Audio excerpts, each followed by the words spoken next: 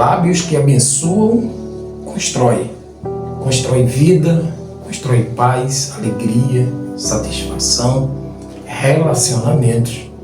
Tudo isso faz parte de lábios abençoadores, de lábios que transferem com amor aquilo que Deus propõe para cada vida, debaixo da graça e do favor desse mesmo Deus.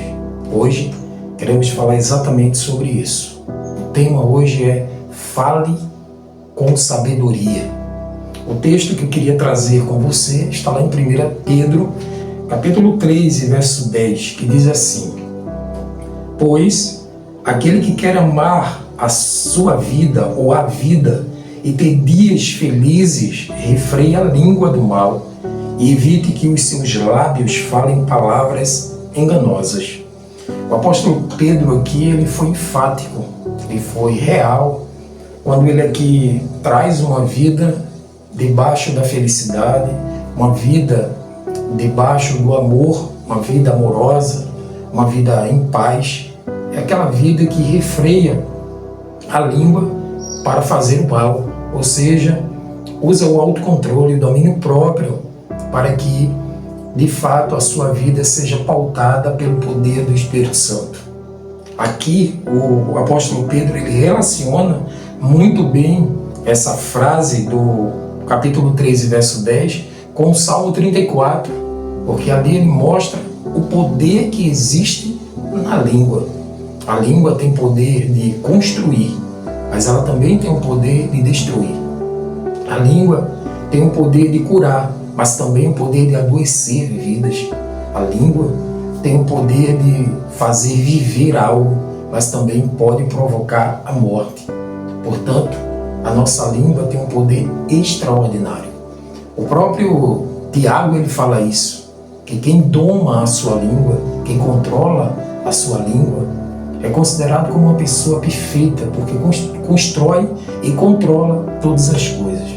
Portanto, hoje, o aprendizado para nós, o ensinamento prático do apóstolo Pedro para nós, é que nós sejamos controlados pelo Espírito Santo para controlarmos esse membro tão pequeno, mas tão poderoso na transferência de autoridade e autorização espiritual sobre a vida de outras pessoas. Trouxe aqui alguns recortes para que a gente possa meditar. A primeira coisa que eu quero trazer aqui é que a gente precisa falar com sabedoria, conforme aqui o apóstolo Pedro fala, né? A nossa língua precisa fugir do mal, né? Evite que os seus lábios falem palavras enganosas, como ele diz no final do verso 10. O que é que ele está querendo dizer? Ele está querendo dizer que a gente precisa falar com sabedoria, uma sabedoria promovida pelo próprio Deus. Uma sabedoria que faz com que pessoas sejam saradas, restauradas, curadas. E quando a nossa fala, quando a nossa língua está acomodada ou aperfeiçoada fora da sabedoria divina, a gente pode ter o risco de fazer com que pessoas adoeçam, pessoas morram, pessoas caiam em situações difíceis, e nós precisamos refrear a língua, que tem o significado de você controlar aquilo que você vai falar, aquilo que você vai dizer, e todas as palavras precisam serem ditas conforme a vontade do Senhor. Outra coisa que eu destaco aqui é que Deus se importa profundamente com aquilo que você tem a dizer, com aquilo que você tem a pensar. Note que aquilo que você gera com os seus lábios, ele não veio aleatoriamente, ele veio de um sentimento promovido pelo seu coração. Então, aquilo que estava no seu coração foi cheio, foi construído, e a boca exala que o coração está cheio. Mas o coração, ele também é proveniente de uma mente. Você pensa em algo, aquele algo que foi frutificado desce ao coração e logo é emitido por sua boca. Portanto, falar com sabedoria significa entender o resultado, a consequência daquilo que vai ser emitido. Ou seja, as causas e consequências são ponderadas antes de ser lançada a palavra, porque a própria palavra de Deus diz que é como uma lança jogada, ou como uma flecha lançada, que quando você lança aquilo ali, ela não tem como voltar mais. Palavra dita, ela não tem como retornar, ela não tem como voltar atrás, porque já foi dita. Então que eu e você nós possamos entender isso e cuidar daquilo que sai de nossa boca. Então, quando escolhemos refrear a língua, estamos exercitando duas coisas: domínio próprio e também maturidade espiritual. O domínio próprio é um fruto do Espírito, em que você deixa o Espírito Santo dominar e cuidar do seu coração, da sua mente. E quando o Espírito Santo domina o seu coração, que é de lá que vem o prosseguimento da vida, então ele vai fazer com que todas as palavras que saiam dali sejam palavras abençoadoras e que confortem, que cuidem, que gerem alegria. E maturidade tem a ver com estágio de sobrevivência ou de vivência ao longo da trajetória. Então, falar com sabedoria, isso tem a ver com domínio próprio e com maturidade espiritual, como eu me encontro diante de Deus e diante dos princípios que Ele deixou para a minha vida. Então, se você deseja experimentar paz, que é isso que o apóstolo Pedro ele traz no início do versículo, se você deseja estar em paz e andando em felicidade, dentro da harmonia espiritual e sobrenatural, refreie sua língua, fale com sabedoria e tenha discernimento espiritual do que vai ser provocado quando você lança palavras dentro de corações, dentro de mentes, que de repente pode promover vida ou morte, pode promover cura ou doença, pode promover construção ou destruição. Portanto, somos donos e tomamos decisões daquilo que emitimos aos demais. Por isso, a nossa boca é uma fonte de bênção ou de maldição. 3 ações práticas que eu queria refletir com você antes de encerrarmos aqui esse devocional. Examine suas palavras com sinceridade. Isso é muito importante. Lá em Provérbios 18, 21, a Bíblia diz que a língua tem poder sobre a vida e sobre a morte. Os que gostam de usá-la comerão do seu fruto. O que é que ele está falando aqui? Ele está falando de causas-consequência. Você planta e você colhe. Então, quando você lança a palavra, você vai colher na sua vida a palavra que você lançou.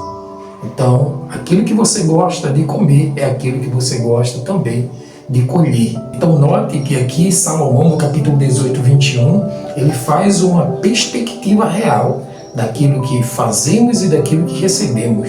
Então, é como um espelho, um reflexo. Você emite uma imagem e aquela imagem reflete para você a ressonância daquilo que você emitiu. Segundo lugar, peça a Deus para purificar seus lábios, que transforme também o seu coração. Lá no Salmo 141, verso 3, a palavra de Deus fala assim: coloca, Senhor, uma guarda à minha boca e vigia a porta dos meus lábios.